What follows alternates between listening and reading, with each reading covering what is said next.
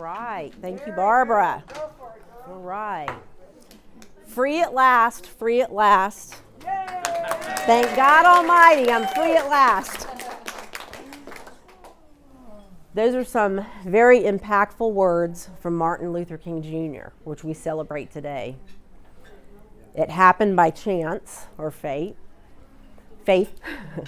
that I'm announcing the launch of my book, The Innocent Woman, and it's a Karen Lucchesi story.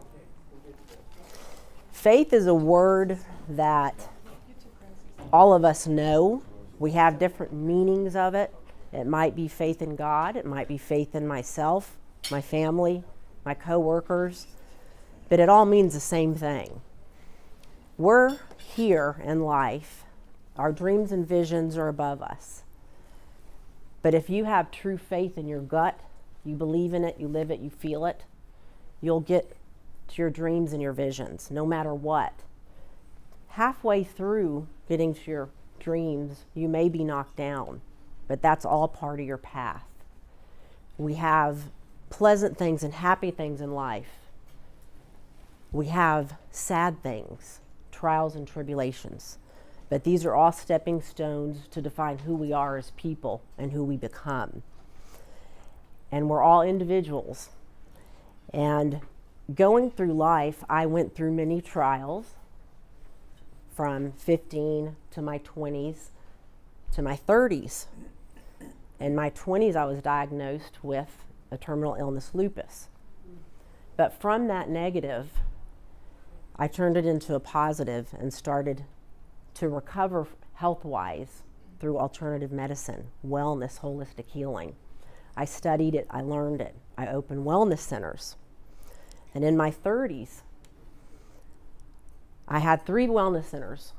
My vision came true, my dream came true. And I got there through key things. One is family. A lot of people say, my family stands by me if I make this decision. My family stands next to me. My family was with me when I went to prison. They lived through that with me. But their love and their devotion and their belief and faith that I will get through it kept me going. Another thing that I truly believe in is passion. We all have passion, and you have to dig down deep and really live the passion. I had passion for helping people, for wellness.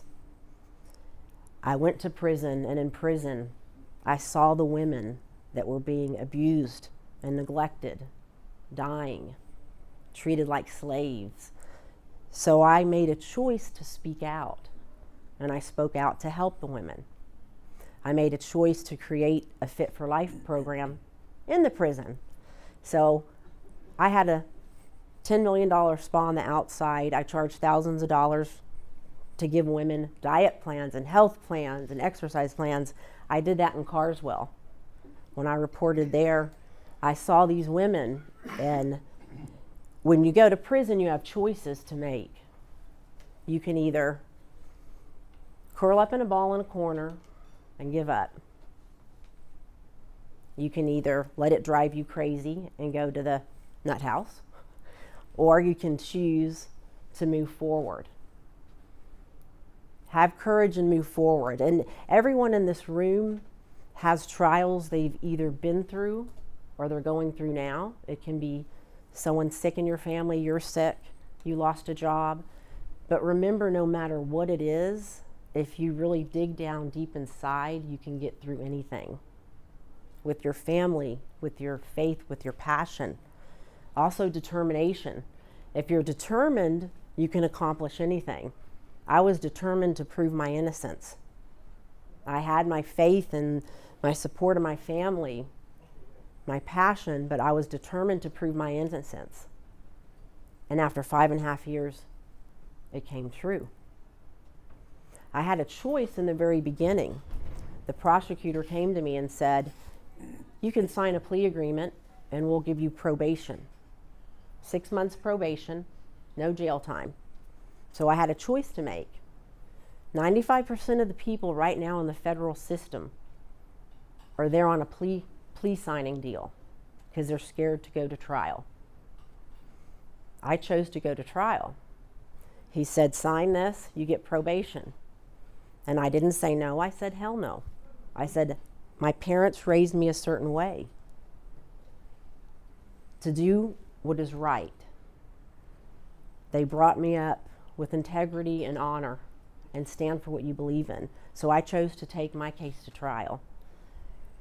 That was the hardest decision I had to make, but at the time I believed in the justice system. I was naive. We all take our freedoms for granted. Every minute and day of life, I took for granted. I was at the peak of my career. I had many cars, I had wellness centers, I was on top of the world, about to sell one of my centers for $8.4 million. A week after I got the arrest warrant sent, I was closing and I was going to get $8.4 million. And this happened. So I could have given up and I didn't. And I chose to take it to trial. So that's a decision to this day. When I go on the radio show with Doc or Barbara or different people, they ask me, if you had the choice again, would you make that choice? Would you take it to trial knowing what happened? And that's a decision. My morals tell me yes, but then I would never want to put my family through what they went through. Because when I went to prison, I didn't go, my whole family went. But we still came out above. You know, when I was a child, I struggled through school with dyslexia, severe dyslexia. I couldn't understand things, I couldn't see things. But I knew at 15, I wanted to own my own company one day.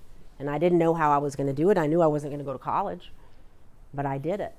In my early 20s, I bought my first salon with the support of my family, hard work, working many jobs, saving my money, started my first business. It was a leap of faith over that big black hole. I didn't know if I was going to fall in or make it, but I made it because I had the faith. So everything in life, I'm just here today to say, no matter what's going on, you can overcome it. And everyone has a dream. You all have dreams, and continue to follow them because there's nothing in life you can't do. Yes. So God bless everyone.